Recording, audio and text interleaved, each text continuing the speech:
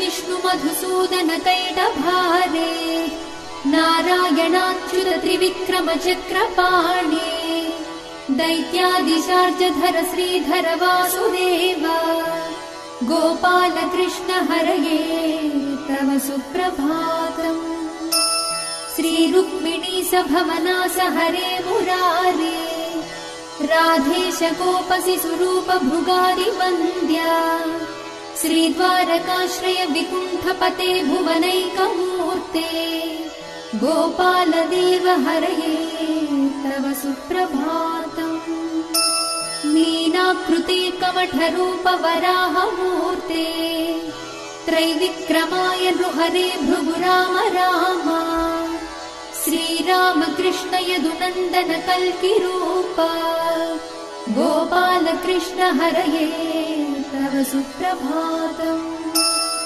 गोविन्द माधव मुकुन्द परात्परेश दामोदराब्जधर नन्दकधारि शौरी गोप गोपी जन संवृत दीनबन्धो गोपी जन प्रिय हरे तव सुप्रभातम्।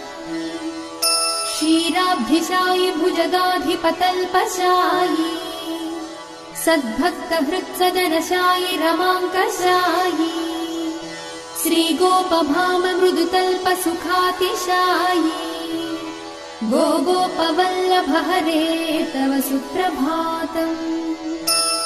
श्रीकश्यपात्रिसुकनारद गौतमादि ब्रह्मर्षि सङ्घमनि सन्तव द्वारदेशौ तिष्ठन्ति देव तव दर्शन भाग्य हेतोः गोपाल शेखर हरे तव सुप्रभातम्। मन्दार जाजि तुलसीदल मल्लिकाद्यैः माल्यानि अञ्जलि पुटे समुदाहरन्ति तिष्ठन्ति त्वद्भवन द्वारतले मुनीन्द्राः राधा मनोहर हरे तव सुप्रभातम्। वेदत्रयम् पठति गौतम कण्वमुख्याः गायन्ति सद्गुणगणौ वरदासवर्गाः संकीर्तयन्ति तव नाम कथा विशेषाः श्रीनारदादि ऋषय तव सुप्रभातम्। गोवर्धनोद्धरण गोप किशोर गोप गोपी जनामृत सुवेश भवाब्धिपोत त्रैलोक्यमोहन सुमङ्गल दिव्य देहा श्री रुक्मिणी सवरदा तव सुप्रभातम्। श्रीवत्स चिह्न शरणागत पारिजात भक्तार्तिभञ्जन कृपाकर दीनबन्धो दैत्यान्तकायति जनप्रिय दिव्य रूप श्रीनन्द गोपतनया तव सुप्रभातम्।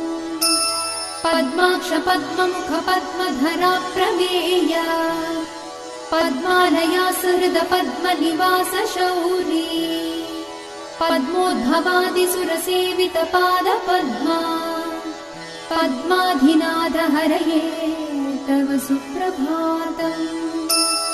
बृन्दाटवी विहरणाय महेन्द्र वन्द्या कन्दर्पदर्पहरतिन्य सुवेश रूपा चन्द्राननाय सित चन्दन लिप्त देहा गोविन्द यादव हरे तव सुप्रभातम्।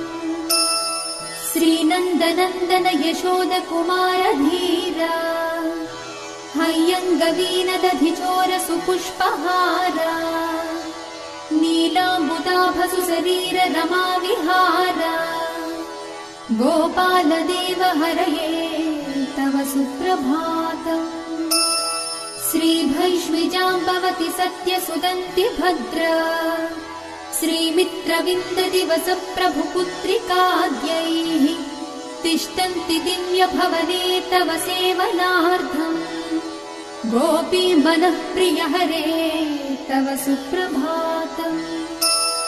श्रीकृष्ण अच्युत अनन्त मुकुन्द शौरी राधा मनोहर जनार्दन चक्रपाणे नामानि दिव्यमुनयोर्न निसंवदन्ति ब्राह्मी मुहूर्त मुहूर्तसमये तव सुप्रभातम्। श्रीकृष्ण सुप्रभातम् ये पठन्ति महर्निशम् दूरीकृतान् महापापान् श्रीकृष्णानुग्ररहेतु